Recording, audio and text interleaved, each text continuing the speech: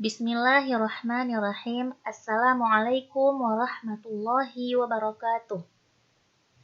Alhamdulillahi rabbil alamin. Wabihi nasta'in wa ala umuri dunya waddin. Wassalatu wassalamu ala asyrafil anbiya'i wal mursalin wa ala alihi wa ashabihi ajma'in amma ba'du. Selamat siang adik-adik mahasiswa semuanya. Baik, langsung saja. Materi kita hari ini ialah tentang pengantar dari fikih muamalah ya. Nah, ini adalah pertemuan ketiga kita. Jadi kita akan sedikit berdiskusi atau membahas tentang fikih muamalah. Nah, jadi yang akan kita bahas di pertemuan kali ini ialah tentang pengertian dari fikih muamalah, kemudian kedudukan fikih muamalah, kemudian ruang lingkupnya, manfaatnya, serta nanti ada penambahan sedikit tentang prinsip dasar dari fikih muamalah. Oke, pengertian fikih muamalah. Jadi, fikih muamalah itu tersusun dari dua kata, yaitu fikih dan muamalah, ya. Fikih dan muamalah. Oke. Fikih secara bahasa itu artinya paham yang mendalam. Ya. Paham, mengerti. Nah, itu secara bahasa. Sedangkan fikih secara istilah berarti ilmu tentang hukum-hukum syar'i yang bersifat amaliyah, yang digali dan ditemukan dari dalil-dalil yang tafsili. Ya. Sedangkan muamalah menurut bahasa itu artinya saling mengamalkan, saling berbuat, saling bertukar, saling berinteraksi. Sedangkan muamalah menurut istilah artinya adalah semua akad yang membolehkan manusia saling bertukar manfaatnya. Nah, jadi pengertian fikih muamalah adalah ilmu tentang hukum-hukum syar'i yang bersifat amaliyah, yang digali dan ditemukan dari dalil-dalil tafsili mengenai akad yang membolehkan manusia untuk saling menukar manfaatnya. Nah, jadi ini adalah pengertian fikih muamalah. Nah, dalam prinsip yang ketiga ialah mendatangkan manfaat dan menjauhkan mudarat. An Ubadah bin Samiti anna Rasulullah sallallahu alaihi wasallam qada alla darara wala dirara. Jadi dari Ubadah bin Samit bahwasanya Rasulullah menetapkan tidak boleh berbuat kemudaratan dan tidak boleh pula membalas kemudaratan. Jadi muamalah kita itu harus mendatangkan manfaat dan menjauhkan mudarat. Tidak boleh mendatangkan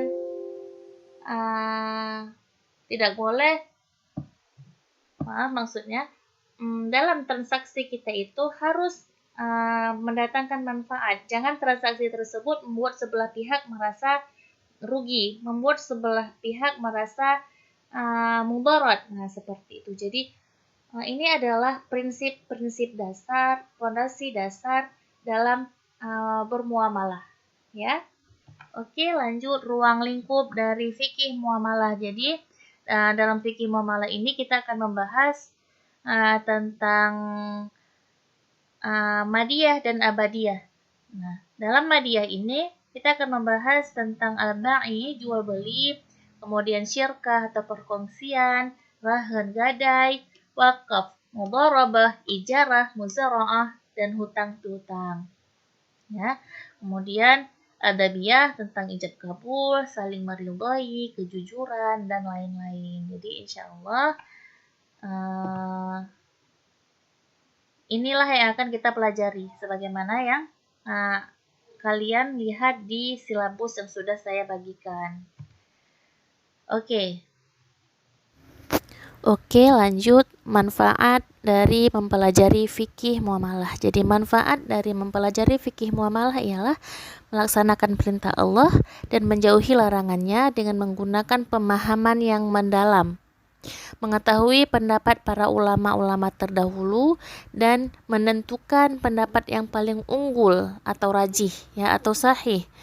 Kemudian membuat inovasi atau berijtihad dalam membuat atau menganalisis akad berdasarkan prinsip syariah.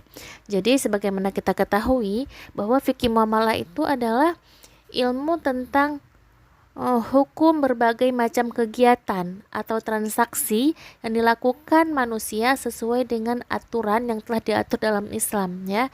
Jadi dasar hukum dari fikih muamalah itu Al-Qur'an, hadis, kemudian ijma'. Nah, seperti itu. Jadi fikih muamalah ini sangat penting, ya, sangat penting bagi kehidupan umat manusia. Nah, apabila kita menjalankannya dengan baik, maka akan tercipta kesejahteraan yang hakiki. Ya, karena hukum ini memang hukum yang juga diciptakan langsung oleh Allah dan terbukti di zaman Rasulullah dulu para sahabat menjalankan fikih muamalah ini dengan sangat sempurna, ya. Karena itu terciptalah kesejahteraan yang pada saat itu sempat menjadi pusat perhatian dunia. Nah, jadi fikih muamalah mengatur dasar-dasar bermuamalah. Jadi dalam fikih muamalah ini kita diajari untuk jujur, kemudian amanah, toleransi, serta memenuhi janji, ya, memenuhi janji-janji. Jadi selama bentuk muamalah yang kita jalani selama ini di zaman modern ini tidak bertentangan dengan Al-Quran dan Sunnah, maka dapat diterima, ya, selama dia sesuai dan sejalan dengan syarat yang telah ditentukan oleh syariah. Nah, coba lihat contoh seperti kita berbelanja di minimarket, ya. Jadi fikih muamalah itu fleksibel. Fikih muamalah itu mengikuti perkembangan zaman. Sebagai contoh, kita melakukan jual beli di supermarket. Nah, dulu di zaman Nabi dalam transaksi jual beli akad itu diucapkan. Contohnya, ketika sudah menerima barang, baiklah saya terima barang ini dengan harga segini gitu, dengan harga sekian.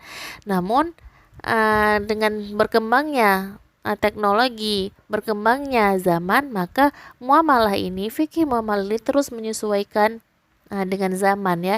Jadi sekarang kita tidak perlu mengucapkan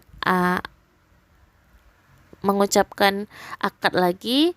Kita tidak perlu saya jual barang dengan harga sekian, kemudian saya beli dengan harga sekian. Tidak perlu seperti itu lagi. Jadi sekarang sudah cukup dengan ridho, sama-sama ridho. Jadi seperti di minimarket misalnya,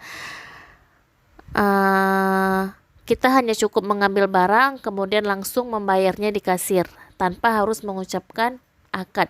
Nah, apakah seperti itu diperbolehkan? Ya, tentu saja boleh. Kenapa? Karena ketika kita melihat harga barang yang tertera di label dan kita mengambil barang tersebut untuk membelinya, lalu kita bayar. Nah, itu sama saja kita telah menyetujui harga tersebut dan telah memenuhi kesepakatan di dalam akad.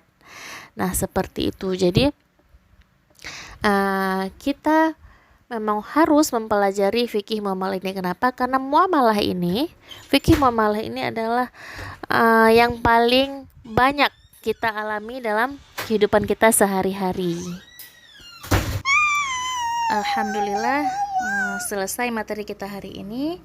Jika ada yang ingin ditanyakan, silahkan beri komentar di bawah ini atau kita diskusikan bersama di grup WA kita, ya.